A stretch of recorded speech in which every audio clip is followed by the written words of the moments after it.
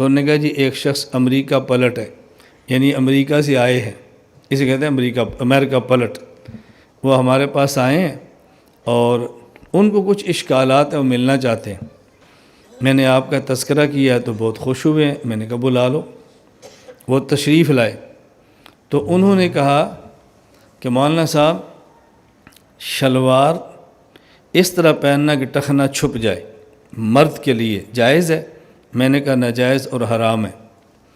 شلوار ہو، تہمد ہو، دھوتی ہو، pant ہو، پتلون ہو، trouser ہو، کوئی چیز بھی آپ نے پہنی ہے جس سے ٹخنا چھپ جائے، یہ حرام ہے۔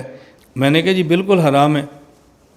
مجھے کہتا ہے تو جب جوراب پہنتے ہیں ٹخنا تو چھپ جاتا ہے، جائز ہے؟ میں نے کہا جائز ہے۔ جب ہم بیٹھے ہوتے ہیں ٹخنا تو چھپا ہوتا ہے تو جائز ہے؟ میں نے کہا جائز ہے۔ تو پھر وہ کیوں ناجائز ہے، یہ کیوں جائز ہے؟ تو اس نے سوال کیا، میں نے کہا بات سمجھیں۔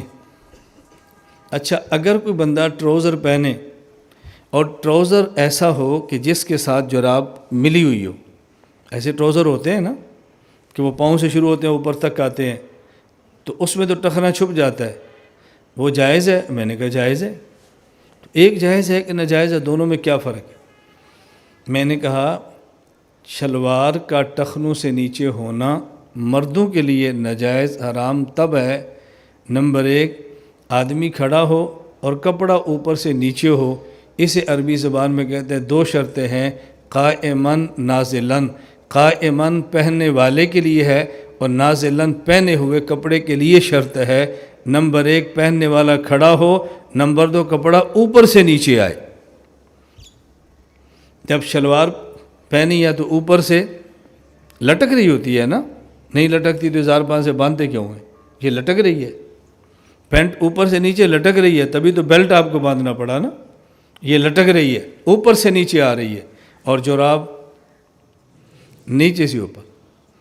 ایک ہے ٹراؤزر بغیر جراب کے، وہ اوپر سے نیچے ہے، اور ایک ہے ٹراؤزر جراب والا، وہ نیچے سے اوپر۔ میں نے کہا دو شرطیں ہیں۔ کہتا جی مولانا صاحب مزہ آ گیا۔ میں نے کہا عالم سے ملو تو مزہ ہی آتا ہے، عالم ہو اور عالم سے ملو تو مزہ آتا ہے، الجھن دور ہوگی نا اس کی۔